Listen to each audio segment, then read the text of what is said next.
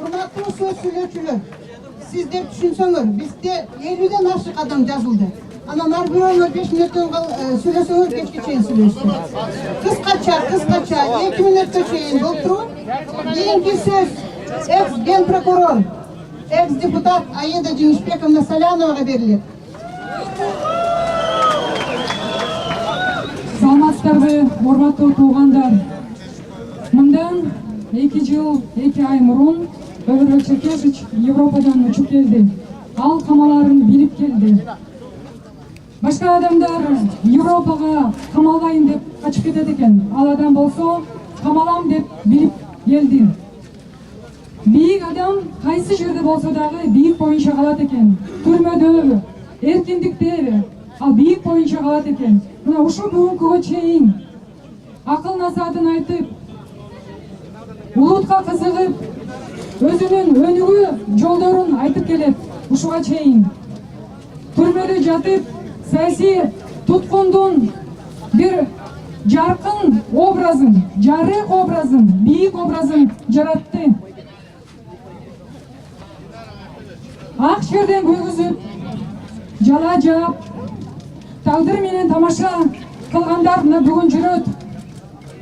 Мейли сот дагы, укук коргоо органдары дагы аларды жоопко тартпаса дагы, эл аларга өкүм чыгарып койгон. Элдин өкүмүнөн өткөн эч нерсе жок.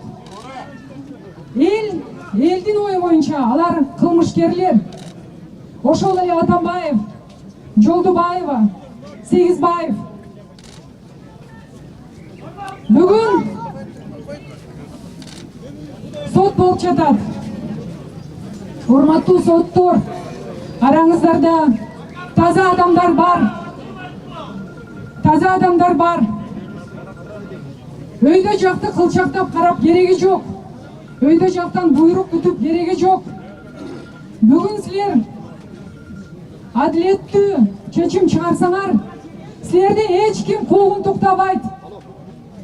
Анткени бүгүнкү чыккан чечимдерден кийин президент Сооронбай Шарипович Жээнбеков же элди карайт, же жерди карайт.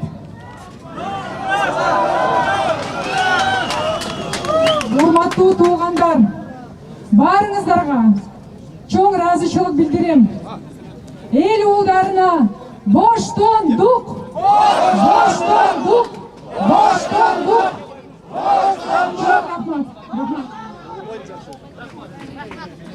Hurmatlı mekendişler, keyinki söz Taciye Ayazova, Batkendin. Саламатсыздарбы? Мен ыр окуймун. Өзүмдүн жазган ырларымды. Жыйпыйы чыгып, чырылдап жаткан чындыкты чыгарбайдымын. Бет баттары жүзүн сыйрыды. Чындыктан танып, чырагын жагып булуктун. Төбөлдөр төрдө, төштөрүн кагып кыйкырды. Көздөрүм көрүп, күл болуп калган күйгөн чындыкты. Көңүлүм чөгүп, күйгөндөн жаздым бул ырды. Акыйкат кайда, калыстык кайда, сот кайда? Канатын кайрып, кайгыга салды кыргызды. Кыйынмын деген кыйындар канча жыйылды. Өткөрүп жатат, өткөрө берет жыйынды. Бурган ат басып, бостуман чалып көрүнбөй, жоготуп алдык, чындык кабарчы чыйырды. Жарданып турат эл бүгүн, чийинден чыгып, жазыксыз кордоп пендени. Эсирген алар эненин сүтүн эмгенбе, курдоомат коюп, жалаага жыгып аябас, ыйманы тозуп, чарыктай экен беттери. Оңгоруп алып, тескери кийген күрмөсүн бошотсун эми, эшигин ачып түрмөнүн. Чыдагыс кордуп ашынып барат чегинен, көргүбүз келбейт садырдын башка күйгөнүн. Таттыгын таап, талатпай жатка кемдерин, иштеймин деди, көйгөйүн чечип элдердин. Жалындап турган жаштыгы өтпөй түрмөдө, азапка чыгып, айтканын кылып иштесин. Ызасы кайнап, муштуму таштай түйүлүп, көздөрү жайнап, кареги жашка үйрөнүп, жетишет эми кылмышкер эмес чыксын деп азаттык сурап жарданып турат. Текебаевка.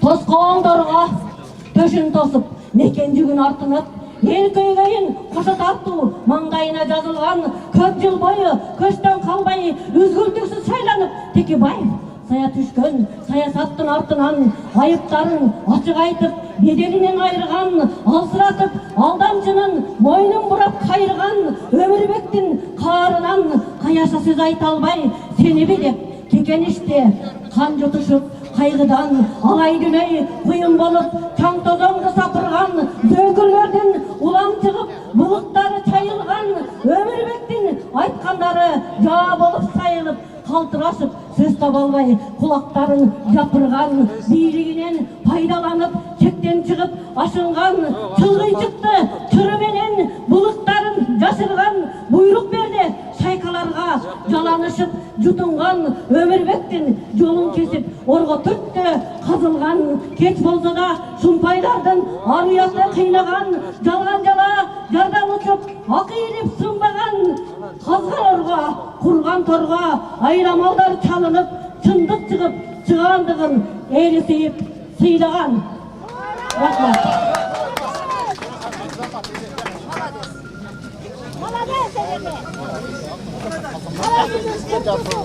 Sizge el artmaya ödedi. Mikrofon vermezsen bu üstüne ender dağı. Hazır video görsün, görüp alalım, video görüp alalım. Herkes ne yaptırası yaptırır? Almayız, vermezsen. Demo, çelekten aldınız mı? Çelekten aldınız mı? Armandın aytıp töksökpü, aşatın elle söksökpü, avalın eldin surabasa, kimdi göçkö tepsekpü, kreslogo jabışkan, чиновникти көкпетти, өлкөсүн өмүр ройлобоз, кошоматчың элпекти, колдоп коёр бекенсиң, көчкө тепсе өкмөттү, андан башка не дейин, бийлигиңди сөгөйүн, өлкөнү казып томогон өлүгүң деле көрөйүн. Учак түшкөн, жүк түшкөн, күнөөсүз элдин бүк түшкөн, жүктүн ээси табылбай, көпчүлүгүн бүт түзүшкөн, паракор бизди башкарган, Кытайдан карыз акча алган, тез тоңдоймун деп алган, оңдобой барын жеп алган, ак окшогон чоңдордун алтыны неге айрылбайт, куудумчук жырткычтарыңдын курсагы неге жарылбайт, $600 акчага ким алып келди кычкачты, алтыны чоң жегичти кычкач менен бычсакты. Чок болуп жаным от болду да чоңдордун арды ток болду, четинен баары сатылып, чек арабыз жок болду, дабдырап буйрук аткарган, далай көрдүк сотторду, актын баарын кара деп, каранын баарын аппак деп, соттордун баары пок болду, кашкайып турган калыстык, кашасы чыгып жок болду, паракорлор бек болду да патриоттор зек болду. Шайлаган биздин депутат, чимкирик чыкты карачы, түшүнгөн биздин өкмөт, түкүрүк болду карачы, колдогон биздин парламент, кошоматчы карачы, шайлады делең ишенип, шайтан чыкты секирип, колдоду делең ишенип, колдукка кирет бекинип, куйругун катып чатына, куудумшук болгон барына, ичип жеген томогон, ич өтпөйт экен дагы да, парламентте чалкалап, паракорду калкалап, пайдасыздар олтурат келечек жолун талкалап. Бир министр ажарлуда, бир министр амалду, бир министр жансакчы кайтарып жүргөн алкашты, шорубуду ушул турбайбы, шопурлар деле башкарды, талтактап такыр баспаган, таза коомго кыткадам, сапаштын иши курууду, сайгактаган аксаган, ушундай заман бизде бар, коррупция каптаган, айыппулдар көбөйдү, айдоочуга жакпаган, жолдор болсо тешилди, ош бишкекке каптаган, калп эле мыйзам жазышат, калп чөнтөгүн кактаган, бажың деле коррупция, ажың деле коррупция, өлүп калсаң көмүлчү жайың деле коррупция. Кошоматчы кошкөтөн, кошуп койсо төрткөтөн, алардын баары бийликте, максаты жок көздөгөн, шефин мактап турушат, жалпаңдап кызмат кылышат, жакшы көрөт шефтерин, сындасаң кайра урушат, карегинен майланып, кадырын бийик кылышат, сүйлөштүрбөй эл менен, эрден синтип турушат, эрден түстө шефтери, артына сууну куюшат, жаңы шефи келгенде, жамбашын жалап турушат, жаламай жактан аларын, опытный дагы болушат, чаң жугузбай шефине жалтыратып турушат. Алтынды жешти сугулуп, жерлерди жешти чогулуп, тоолорду сатты топтолуп, жолдорду жондун ойболуп, наркыны сатты надандар, беркини сатты бетпактар, нефтини сатып байышып, мөңгүнү сатты депутаттар. Ушундай айтсам оң болор, уурулар качан жоголор, папкесин сүйрөп жүрүшкөн, парламентке көп суроолор, бардыгын жеп түгөтүп музейди жешти чумолор. Айтпаска кандай арган бар, окей эмне болду баягы музейдеги байталдар 14 000 евро акчасы кайда кетти кайсарлар ойлосоң элим ойлосоң отургуч өзү 100 000 сом оптом дешкен турбайбы отуруп алып борбордон отургуч көчүп жылытпайт ошолор неге кутушпайт карыздан урдак жегендер каргыштан билгин кутулбайт сол чөнтөккө сологон соодагер болдуң өкмөтүң иш кылып элең атам деп ишке ашканын көрбөдүм угун туктап барысын саясий бандит болушту миллиондоп доо коюп байкуштун канын сорушту чөөдөн да жамандары бар чөкчөңдөп алар тоюшту таз жорулар дагы бар тарп издеп барын жонушту мамлекетти майкандап майып кылмай болушту ушундай достор капа болбойсуздар саясий өткөн бөлүштөрдө айтып койдук.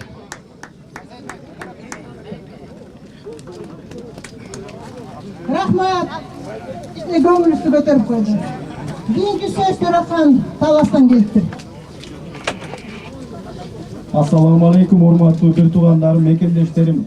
Бул жерге мен ойлойм жалаң мекенчилер келди, кококтор келген жок. Ошондуктан урматтуу бир туугандарым, досторум, мен аз эле сүйлөйм, болгон эле нерсени айтам, кооптоп бирөөнү мактабайм. Мына Алмаз Атамбаевдин туура эмес саясаты үчүн Текебаев, Садыр Жапаров, Чотоновдор камалган. Садыр Жапаров кыргыз эл үчүн, кумтөр үчүн камалган чын-чынында. Башка жакта жүрсө дагы камап туруп буну неметип коюшту. Бүгүн акыйкатты мына Сооронбай Шарипович орнотуш керек.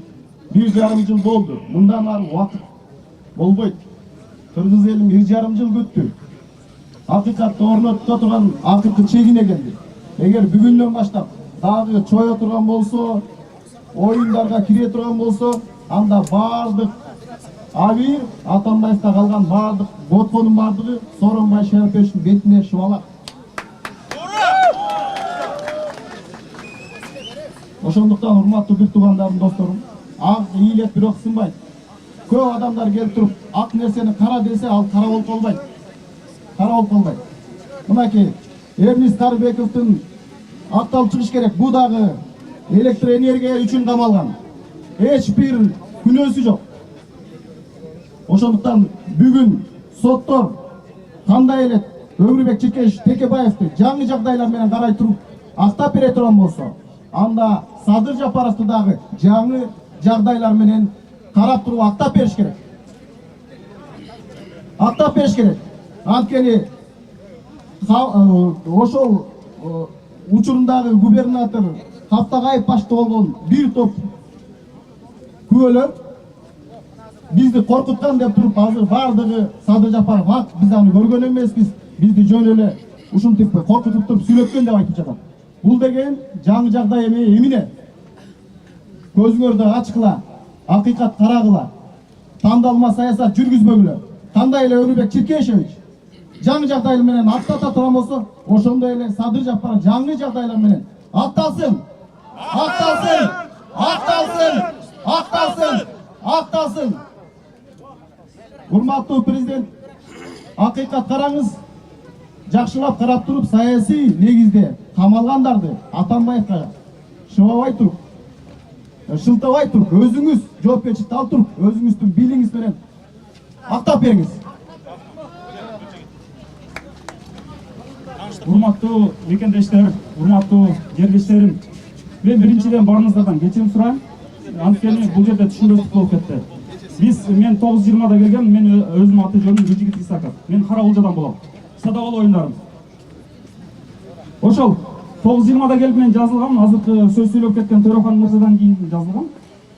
Анан эми сүйлөйүн деп атканда эле могу жерде колонна болуп келип, микрофонду жогорку кеңештин депутаттары ээлеп алгандан мен чыдабай калдым ошого. Каныбек Капашевич бул жерде провокатор деп жалганды сүйлөп салды. Эми мен провокатор эмесмин. Атамбаевди 6 жыл сындап келгем. Урматтуу туугандарым, бул жерде тоотер жери мында кумтөр улуттук маселе. Кумтөр улуттук байлык. Кумтөрдү канча киши көтөрүп чыкты ушул убакка чейин? Кумтөрдө 20 миллиарддан 30 миллиард долларга чейин чет өлкөгө чыгып кетти. Алтын кыргыздыкы. Садыр Жапаров Кыргызстандын мекени. Кыргызстандын жараны. Алтын кыргыздыкы, байлык биздики, сот дагы биздики. Бирок 20 миллиард 30 миллиард доллар чет өлкөгө чыгып кетти. Эмне үчүн? Биз ойгонуп отурган убакыт келген жокпу? Мен Садыр Жапаровдун партиясында турбайм, мен эч бир партияда турбайм. Анткени мен көп партиялуулукту Кыргызды бөлүп жарган бир проект катары караган кишилерденмин. Тилекке каршы. Бул чет өлкөдөн алып келинген бир ошондой долбоор, урматтуу туугандар. Ошондуктан мен ким улуттук маселени көтөрүп чыкса, мен баарын колдой берем. Ошондуктан мен Садыр Жапаровду колдогону келдим. Садыр Жапаров көбүнөн айырмаланып, мегакомду сактап калган. Бирөөлөр сатам деп атканда. Сактап калганбы? Сактап калган. Куздар маселесин көтөрүп чыкты.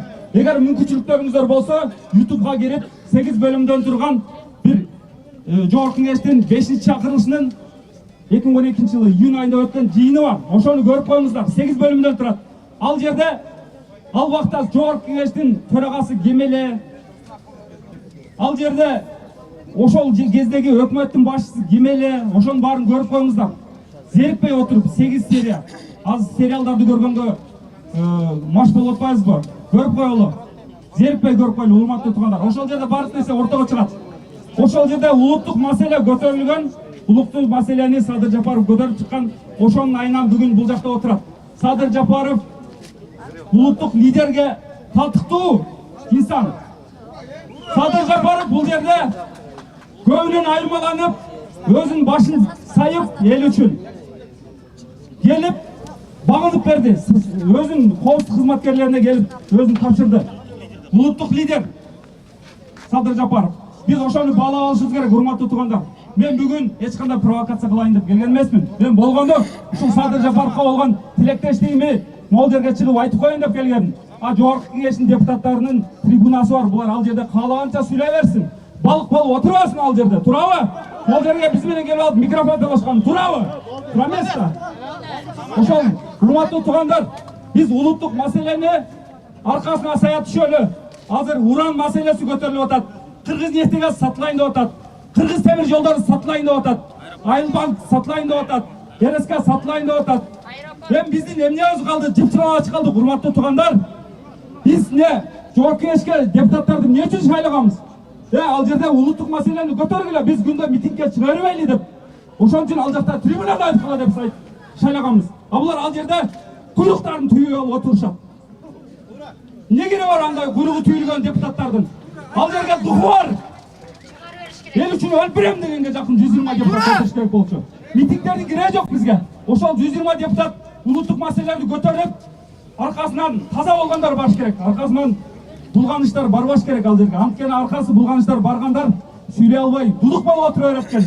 3 маймыл болуп отура берет экен. Көзүн жаап, оозун жаап, кулагын жаап.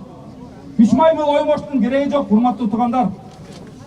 Улутту сактап калуу улуттун эле өзүнүн колунда. Эми могу шайлоо системасына ишенбей эле коелу. 4 миллион 200 миң шайлоочу бар. Шайлоого болгону 1,5 миллион, 2 миллион эле киши катышып атат, ашып барса. Калган 2 миллиондон ашык шайлоочу эмне үчүн катышпай атат? Ошолордун добушу кандай? Алардын ой пикири кандай? Ушулардын баарын эске алып коюш керекпи? Эске алып коюш керек. Биз качан мунун эсебин сурайбыз? Бардык мен айтып келген нерселер, кумтөр дагы, уран баары бирине чырмалышкан. Сиздер ойлоп калышыңыздар мүмкүн. Тиешеси жок нерселерди айтып атасыңар. Баары бирине туташкан тургандар. Ошол сиздерден сураныч, бир ойгонуп, ошол YouTube'дагы 8 серия жыйынды көрүп коелуңар. Анан да бир нерсе, акыркы сөзүм. Боштондук дегенди токтотуңуздар. Актансын деп добуш бериңиздер. Актансын, акталсын, акталсын, акталсын, акталсын, акталсын.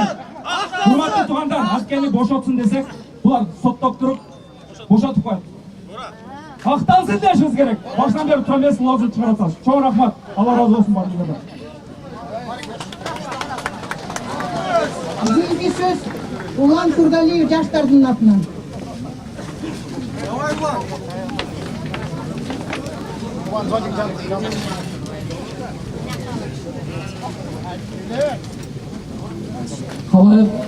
Қалайық қалқ, қадырлы мекендештер.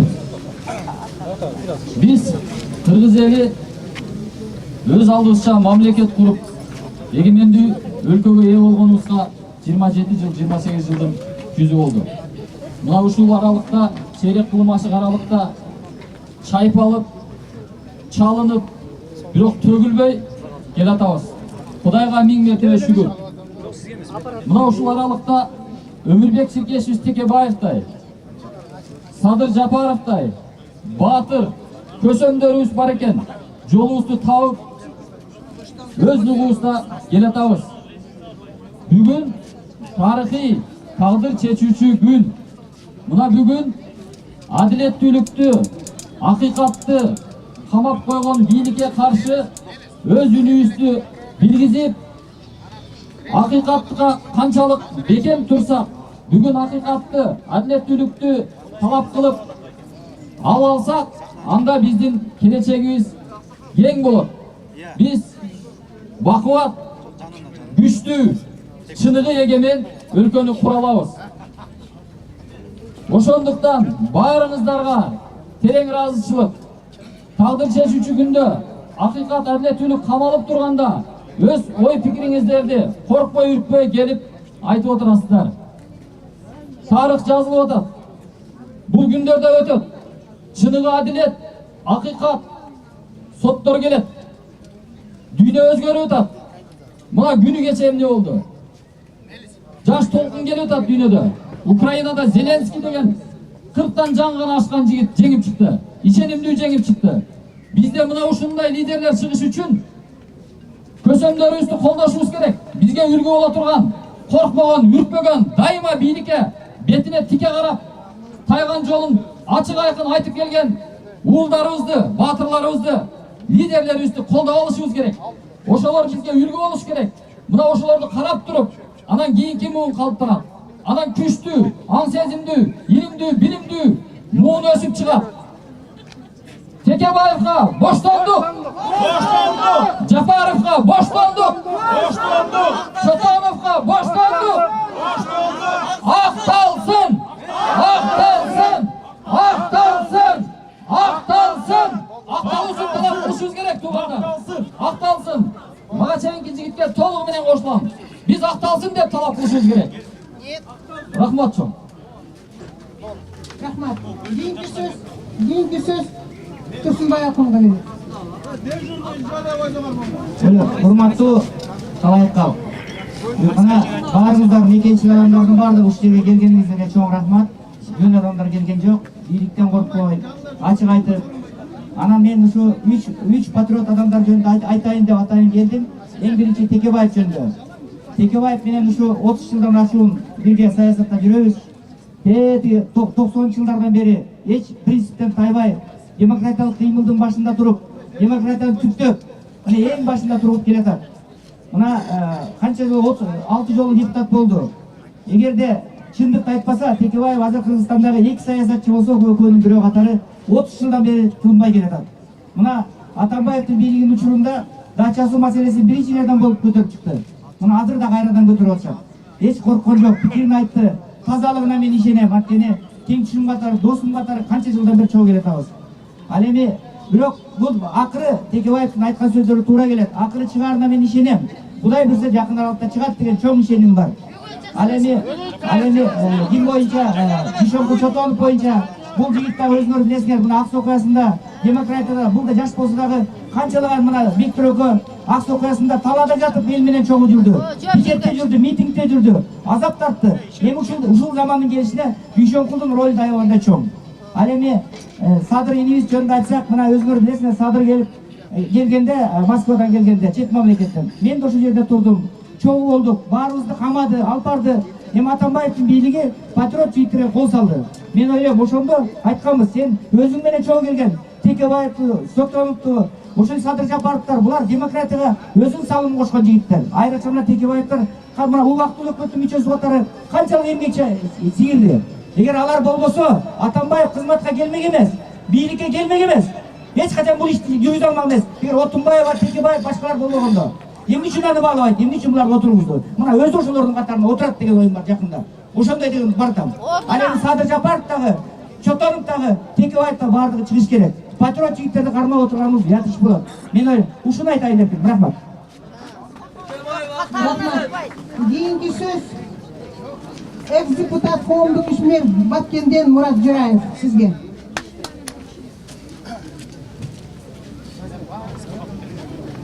саламатсызбы, урматтуу туугандар, урматтуу мекендештер. Биз баары чогулганыбыз бир эле маселе. Бүгүн мына 3 политзаключенный деген ошолор баары акталыш керек. Өмүрбек Черкешевди 30 жылдан бери политикада. Баарыңар билесиздер. Акаевга канча сөздөр, ачуу сөздөрдү айткан. Бакиевге да айткан, укаларыңды түйүп кой. Балаңды бийликке барба, жамандык менен бүтөсүң деп. Бардыгы Текебаев айткандай болду. Акаев да кетти чедерлерге, Бакиев да кетти. Бирок бирөө дагы Акаев да Бакиев да Текебаевди камайм деген колу көтөргөн жок. Бул дагы Атамбаев каматты. Азыр болсо Атамбаев, мана мен 6 жыл президент болдум. Экономиканы көтөрдүм, коррупцияны жок кылдым. Бары жакшы деп мактанып жүрөт. Керек болсо мен 3-чү революция кылам дегенге барып атат. Ошону ким токтотот? Ошолорду ана Текебаев токтотот, Чотонов токтотот, Садыр Жапаров токтотот. Ошолордун колунан келет. Экинчиден президентибиз Соробай Шарипович айтты жакында сотторго. Силерден бийик Кудай бар деп. Ошончо дагы бир кайталап коюн сотторго. Мана бүгүн сот болот. Силердин үстүңөрдө Кудайдан башка эч ким жок. Кудайды карап бүгүн жакшы сотторду, жакшы адилеттүү чечим чыгарып бергиле. Ошон үчүн Текебаевга акталсын. Чотонов акталсын. Садыр Жапаров акталсын. Текебаев акталсын. Чотонов акталсын. Жапаров акталсын. Мен техник карапайым адам каса, саясат демек, философ демек. Простой адам катарында кулас менче. Простой адам. Нарымдын ар жагында тиги карасак деген айынан келген. Мен адам катарында адам кетти. Саясаттын маңызы билбейт, билгим да келбейт. Масенче, ол жерде мына Текебаев, Чотоновду yapпайбыз. Бул ак жериненче, ушул Авышкалар, кемпирлер, айырда чүшүп сүйлөштөрдө сөйлөмөк. Мынакей президентибизден мен билгим да келбейт. Эмне болот? Президент баары сөз эле, айтат бүттү. Адам мындай да, ошондо айткан, президент мен өзүм даны кылам мыкан. Мен президент катарында еш айдаган президент катарында мен эгерде сотто туура эмес чечим чыгат, мен ишенем деген. Билгандан бой эмне, кимдир көрөбүз, билге кылабыз. Мен нааразычылык ушундан чыгат да. Ушундан эл толкуну пайда болот. Эгерде эмне өзгөрүү болду? Эмне болду? Андайдын кереги эми бул жерде сот деген чыгарыш керек. Мына Бабан Текята Бакиев айтып чыгарган таптаза кишини келип алып камап отурат. Атамбаевдин иттилиги ушул биринчи иттилиги, экинчи иттилиги тети ушул Жээнбековду алып келген. Ким болот? Чынбы? Чында. Nay. Болбосо өзгөрүү болот эле. Бакын Бабанга мен сап, мен алат меники. Бабанга сам Бабан деген жаш, энергичный бала, бизнесмен, билим акылысы жок деген мамлекетти билим көтөрмөк да. Че болсо биз янда ушу Текебаевди мен болсом, мен да болмок мында президент кандай. Анан эми бул жерде жогорку сотто айтар сөзүм чайына, жогорку соттун укпай дебанды эмес, укса деген акыйкат чечим чыгарыш керек. Бул жерде эл каалап атат. Законун жерде эмес, эздин эл бөлөгө видит, слышит, бүт баарын көрүп атпайбы. Ошон үчүн акталыш керек айдана элбизчө. Акталбаса туура эмес. Урматтуу талайып калып, мен Аксудан келдим. Аксунун аксакалдары бир эки ооз сөз айтып кой деди, ошону айтып коеюнчу. Аксу окуясы эмнеден болгон? Акыйкат сөз Жекназаровду камап койгондон болгон. Ошондо 6 орун аткан, 28 жарадар кылган. 200-ün карпуш методуна салып, суу менен чачып кыйнаган элди. Бирок ошонун жыйынтыгын чыгарган эмес, ошондогу соттор, ошондогу прокурорлор, ошондогу тергөөчүлөр жазасын албагандыктан ушу саясий маселе кайрадан кайра болуп атат да. Азыр эгер акыйкат чыгарышына мен күмөнүм болуп турмун мына сотторго. Текебаев Чотонов деле Кудай аман койсо булар чыгат. Бирок айланып кетейин. Kaçan hakikatli oynuyor. Eğer de biz sotlardı hakikat emez sottozok makul dep tura bersek, oşonun tergegenlerdi biz tiskinin tartıp koybozok, eli şuga büyüp atar. Aksının aksakallar ayıptı, şunu estetip koysalar, ekinci kaydılanmasın diye. Anan sorunga Şerif Öztürk'e sorau. Aylanın keteyin, kaçan bozduna bizim prezidentler karşı alıp, anan yeri üstü berip oşona çatak çıkar. Buna 2,5 milyondu yok kılıp koygun dozumuz, hali geçeyin elinin altına cevap verelim. Siz üçün oynanıp görünüz, mümkünçülüğünüz var. Men barыңarga жақсылық қалан, балдар ақталып çıksın. Rahmet.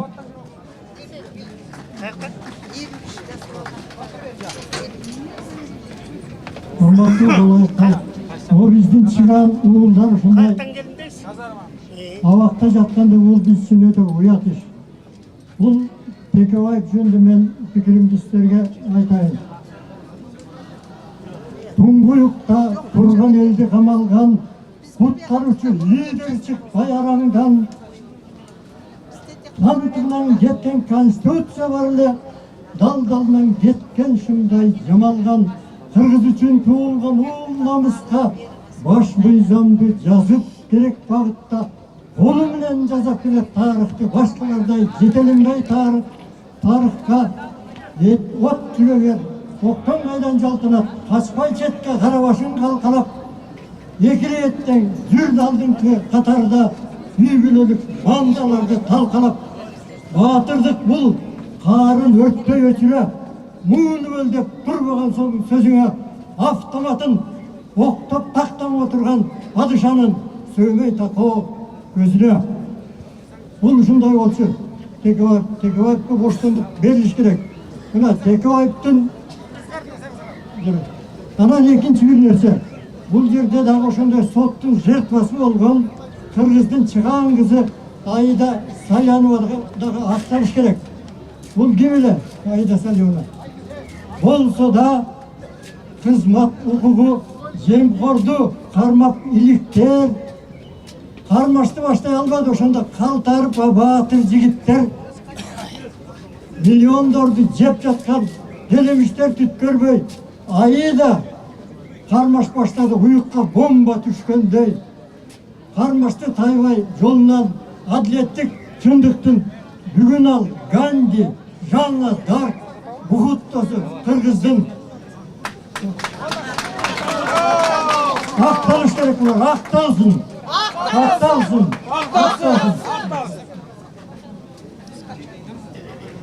Урматтуу далайыктал, Кыргыз Республикасынын Аксакалдар Кеңешинин атынан, Апрель элдик революциянын баатырларынын атынан мына жогорку сотко кайрылып айтарыбыз калыстык болсун, камалгандардын бардыгы акталсын. Эмне деген жигиттерибиз Tekebаев, Чотонов, Жапаров, Эрнест Тарабаев деген жигиттердин баары камалып атат. Ошондой эле Саляновага да туура эмес иш болгон.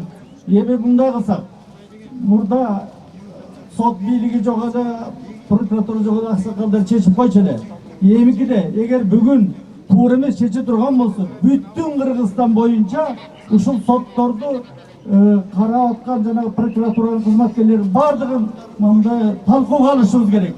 Ошо коомчулук киришмейинче болбойт. Камалгандарга жакшылап соттор карап актагыла, бүгүн актагыла, эл ошону күтүп жатат. Рахмат. Ассаламу алейкум, қалай халық Кыргыз елім. Мен сөзімді ырысаттардан баштасам деймін. Ратбек Санатбаев атылғанда, жана біздің Кыргыз мекенчил батырларыбыз атылғанда, мен ушурду чыгардым эле. О Кыргызым, тарых менен келаткан атың калды. Бөлөк элге мурункудай баркың барбы? Сүйлөп келсек биз Кыргызбыз, байыркы эл. Мактанабыз бүгүн биз курбекер.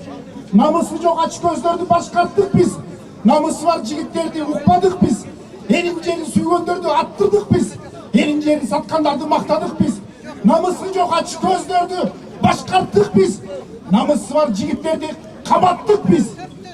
Кара менен жаманды жамындык биз. Ак менен ачыктыкты алдырдык биз. Мен эми сөздү кыска айтайын. Бийликти басып алып, мамлекетти басып алган деп туруп, Кубан Кадыровду, Талгарбековду, Бектур Асановду бошотту. Алар бийликти басып алып деп аткан. А эми караңыз, Каптагаевди барымтага алды деп туруп, Садыр Жапаровду чыгарбай атат. Эмне үчүн? Биякта деген чоң бир эмес жатат, билип койгула. Кумтөр маселеси. Кумтөрдөн акча алган, чөндөкө алып жүргөн көптөгөн азыркы мурку башкарып жүргөн бийликтегилердин чөнтөгүнө түшүп атат. Ошон үчүн алар коркуп атат болуш керек. Эми айтарым мына 5 каналдан биз Нарын айыптын деген передачасын көргөнбүз, укканбыз. Баарыңар балдарыңарда YouTube эме телефондор бар, көрсөңүз болот. Ошондо ошол Нарын айыптын каналында деген аксакалыбыз Топчубек Тургалиев келип туруп айтты. Биз форумда 14 киши отурганда Отунбаев айтты дейт. Атамбаевди бийликке жолотпош керек. Бул чыккынчы, бул деген өтө жаман адам деп. Бирок ошол 14 адам кайдыгер кылып туруп Атамбаевди бийликке алып келди. Мына бүгүнкү күндө башаламан. Мына бүгүнкү күндө кыргыз элинин авторитети түшүп атат. Дүйнө жүзүнө биз байыркы эл болгондон кийин биз үлгү болушубуз керек. А наоборот биз басынып атабыз. Saat 4'te de bagada verme oldu. Dilli Нарис, чете үстөн келген Нариске сөз берели. Ошону менен митингди жыйынтыктап резолюцияга төлө тургандар, макулбу? Саламатсыздарбы? Биз ушул Саруудан келдик. Өзүңүздөр билгендей, Саруу бул Кумтөр маселеси менен 30 бала соттолгон. Ошол 30 баланын азыр 3-өсү камакта. Ошол 3 баланы ушул атамекен мекенчилерди биз колдоп, ошол 3 баланын тагдырын биз ошолорду бошотулсын, акталсын деп келгенбиз. Азыр резолюцияга кабыл алып, сиздер колдоп берсеңиздер, сиздердин баарыңыздардын күчтөрүңүздөр менен ошол кандыктарга саясий баа берилеби. Биз буга чейин келгенде элдин талабын талашып чыккан балдарды камады. Мен акыркы сөзүмдө сотталып ушуну айткам. Эртең бошосом мен бүрсү күнү чыгып митингге келем деген. Мен мына жакында бошоп келгем, 5 жыл түрмөдө отуруп келип, бирок Кумтөрдү азыркы бийлик болобу, жан келген бийликтебизби, мына азыр кайра жерин берип атат. 16.300 гектарды ошол убакта 2012-жылы жокко чыгарылган. 40 тонна алтын бар. Ошол 40 тонна алтынды мына азыр өкмөт өзү токтомдорун кабыл алып ошол жерди кайра итпекер берген так. Мен баягы айттым, берсеңер силер да соттолосуңар дедим. Эгер бере турган болсо биз жол бербейбиз. Бул байлыкты биз коргоп алабыз. Уранды биз ачтырбайбыз. Кумтөрдү биз элдин кызыкчылыгын иштетебиз дегенбиз. Биз ушул митингди колдоп, сарылыктардын акыйкаттыгын биз көрөлү деп келгенбиз. Акыйкаттыкты талап кылабыз. Ошол 3 баланы бошотуп беришин биз талап кылабыз. Сарылык балдардын. Барыңыздар ушул келип митингди колдоп, ушул лидерлерди колдоп, ушул акыйкаттыкты талап кылып келгениңиздер үчүн мен чоң рахмат айтам. Кумтөр эл иштеш керек. Кумтөр бир бийликке иштебеш керек. Эртеңки келген, бүгүнкү келген бийлик эмнени кылды? 27 жыл канча эгемендик алгандан бери бүт байлыгыбыз тышка чыгып кетти. Бардык нерсе Кыргызстанда калыш керек болчу. Кыргызстандын байлыгы Кыргызстанда калыш керек. Бир гана нерсе акыйкаттык керек. Акыйкаттыкты биз соттордон талап кылабыз. Бардык саясий куугунтуктарга боштондук, анын ичинен саясатчылар эмес, карапайым элдин балдарына дагы мыйзамсыз отурган балдарга боштондук. Мен ошону талап кылам. Рахмат. Саламатсыздарбы, урматтуу кыргыз элим, калайык калкым, урматтуу мекендештерим. Мен бүгүн бул жерге келип, ушул саясий куугунтук менен камалып жаткан Өмүрбек Текебаевка, Дүйшөн Чотоновго жана Садыр Жапаров боюнча өзүмдүн пикиримди, оюмду айтып коеюн деп келдим. Биз бүгүн кыргыз эли ушундай бир катаал турмушту башкырттан өткөрүп жатабыз. Себеби дегенде 28 жылдын ичинде ушул кыргыз элинин эгемендүүлүк алган күндөн баштап Өмүрбек Чекешевичтин кыргыз элине Опол-Тоода жасаган эмгеги унутта калып, бир болбогон жала менен камалып жаткан күнүн бешіктегі балдардағы, тоқсанға шыққан шалдардағы жүрегімнен сезіп тұрады.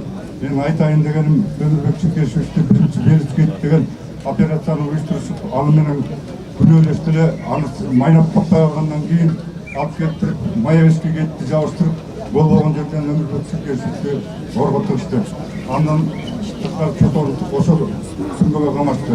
Мұнан Сыртқар Садыр Жапаров өзінің қырғыз еліне патриоттық сезімді қанша жылдардан бері көмтөрүс маселесин көтөрүп бергендигине байланыштуу анында оозун басып түрмөгө камап жатат. Бул барып турган чыккынчылык, акмакчылык. Ошондуктан бүгүн мен айтайын дегеним Текебаевга, Чотоновго жана ошондой эле Садыр Жапаровго актоо өкүмү чыгарышын биз соттон сурайбыз, бийликтен сурайбыз. Жалпы элим бардыгына актоо өкүмү чыксын деп каалап коюңуздар. Суранам боштондук Текебаевдарга. Боштондук. Анан дагы бир маселени айтып кетейин. Биз кичине саясат жөнүндө айтып атканбыз. Бирок бул жерде кыргыз элинде нечендеген энелер ыйлап боздоп жүрүшөт, акыйкатка жетпей. Канча деген кыргыздын жаш патриот, жаш жигиттери болбогон жала менен түрмөдө отуруп атышат. Ушул маселени дагы жогору жактагылар бир ойлоруна алышы керек эле. Бул азыр кыска убакыт болгондуктан баарын айтууга туура эмес болуп калды. Жетишпей калдым. Ошондуктан бул бийликтегилер, айрыкча соттогулар адам тагдыры менен ойнош керек. Ошону айтып коеюн дедим. Урматтуу бүгүнкү тынчтык митингинин катышуучулары, урматтуу мекендештер, биз ушуну менен митингибизди аяктап, сиздердин үнүңүздөрдү бүгүн сот бийлигине, сот адилеттүүлүгүн ишке ашыруу боюнча Конституцияга жана мыйзамдарга баш ийип гана чечим чыгаргыла. Мыйзамга таянып гана, абийирге таянып, калыстыкка таянып гана адилеттүү чечимдерди чыгаргыла. Мамлекетте калыстыкты, адилеттүүлүктү, мыйзамдуулукту орноткула деген сиздердин атыңыздардан, элдин атынан биз талап коюп бүгүн резолюция кабыл алышыбыз керек. Азыр биз резолюциянын текстин окуйбуз, ошону менен митингди чабабыз. Өмүрбек Шүкешев Текебаевдин соту бүгүн саат 4-тө уланат, 4-тө дагы келебиз. Колу боштор. Ал эми баарыңыздарга чоң рахмат. Биз бүгүн сиздер менен Кыргызстанда тынчтык митингин өткөрүү болоорун, Кыргызстанда провокациясыз митингдер өткөрүү болоорун, Кыргызстандын элинин аң сезими күн санап өсүп аткандыгын, Кыргызстанда мындан ары соттордун, бийликтегилердин өзүн билемдиги болбойт, адамдардын укугу бузулбайт, сот каалагандай мыйзамды төө кылып бурмалай албайт деген лозунгту ошол урамда айтмакчыбыз. Текебаевга, Садыр Жапаровга, Дүйшен Чотоновга боштондук! Боштондук! Боштонсун! Боштонсун! Боштонсун! Резолюцияны окуйбуз, анан добушка коебуз. 2019 жылдын 23 апрелиндеги Текебаевди жана башка саясий негизде камалган коомдук ишмерлерди колдоо митингинин катышуучуларынан резолюциясы. Көз карандысыздыкка ээ болгон күндөн бери биздин өлкө саясий жана коомдук турмушта көптөгөн маанилүү окуяларды баштан кечирди. Кыргызстандын белгилүү бир жетишкендиктерге эришкендигине карабастан, экономикалык жактан өнүккөн, мыйзамдын үстөмдүгү менен башкарылган заманбап демократиялык мамлекетке өтүү процесси айрым бир көйгөйлөргө дуушар болду. Ал көйгөйлөрдүн бири бул коррупциянын чегинин ашкандыгы. Анын ичинде ушул күнгө чейин биз ооздуктай албай келе жаткан сот системасы да бар. Мамлекет сот системасын реформалоонун зарылдыгы стратегиялык артыкчылыктардын бири катары аныктады. Албетте, бул реформа турмуштун бардык саясий, экономикалык, социалдык чөйрөсүн камтыш керек жана жалпы коомчулуктун демократияланышына түздөн түз таасир берет. Соттордун көз карандысыздыгын камсыздоо, бул адилеттүү соттук чечимдерди кабыл алууга толук кепилдик берүүчү негизги багыт. Тилекке каршы бүтүндөй сот системасы бир адамдын кулу болуп калды жана жакшы жакка өзгөрүү эч байкалган жок. Жарандар экс-президент Атамбаев жана анын айланасындагылар оппоненттерин массалык репрессиялаганына күбө болушту. Саясий негизде 30дан ашуун саясатчы камалды, соттолду. Ошондой эле журналисттер, медиа ресурстар, коомдук уюмдардын лидерлери, ал тургай кесиптик милдеттерин аткарган адвокаттар экс-президенттин кысымынан курмандык болушту.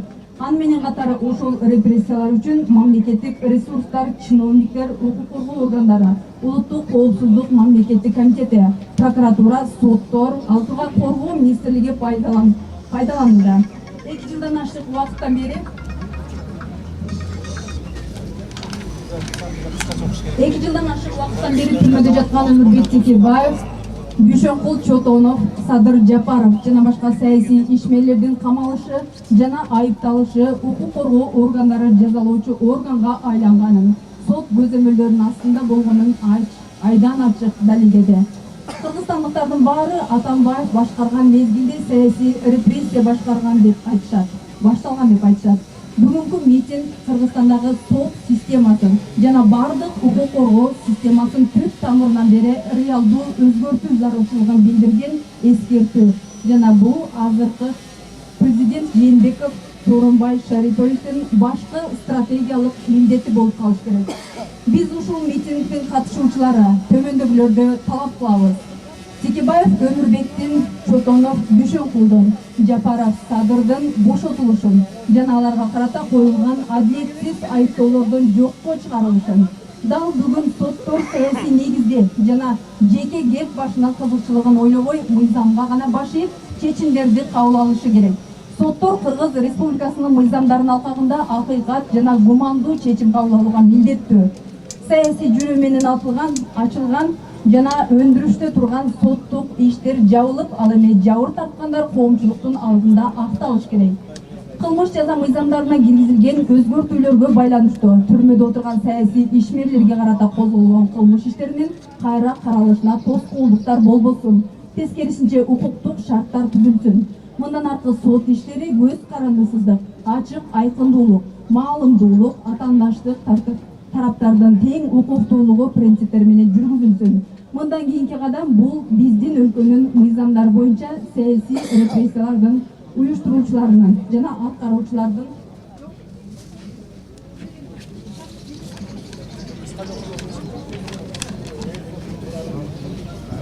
болуп калыш керек. Биринчи кезекте экс-президент Атамбаев, УКМКнын мурдагы жетекчиси Сегизбаев, мурунку башкы прокурор Жолдубаева камакка алынып, тиешелүү жазаларын алышы керек. Ошондо гана биз сот системасындагы жана укук коргоо органдарындагы реформалар чын эле башталганына, мыйзамдын үстөмдүгүнө жол ачылганына, биздин өлкөнүн демократиялык келечегине өнүгүшүнө ишене алабыз. Атамекен партиясы уран кенин иштетүүгө катуу каршы чыгып жатат. Бул калкты жакырчылыкка дуушар кыларын, Ысык көлдүн айланасындагы гана экологияны начарлатпастан, жалпы калктын ден соолугуна орду толгу зыян келтирерин, туризмди биротоло жок кыларын, мыкты өнөктөштүк мамлекеттердин тизмесинен биздин өлкөнүн чийилишине алып келерин түшүнүшүбүз керек. Биз өлкөбүздө эл жерибиздин тагдыры кызыктырбаган алкымы чоң жергиликтүү бизнесмендердин эл аралык жалганчы шылуундардын сатып алынышына жол бербешибиз керек. Буга кайдыгер карабаган жарандарыбызды уранга каршы биригүүгө чакырабыз жана тез арада тиешелүү чара көрүлсүн депутаттардан суранабыз. Жана ошондой эле сарылуулук балдардын акталышын талап кылабыз. Урматтуу мекендештер, сиздерди саат 4-тө ушул жерге келип, Текебаевдин сотуна келип колдоо көрсөтөсүңөр деп ишенебиз. Сөз жетпей калгандар саат 4-тө келип сүйлөп бересиздер. Баарыңыздарга дагы бир чоң рахмат. Саат 4-тө Илим Карпекти кошолу, хорошо. Дагы эмне кошолу?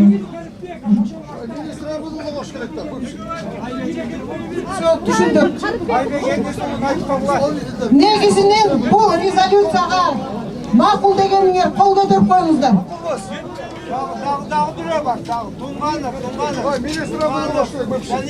Рахмат, кабыл алынды.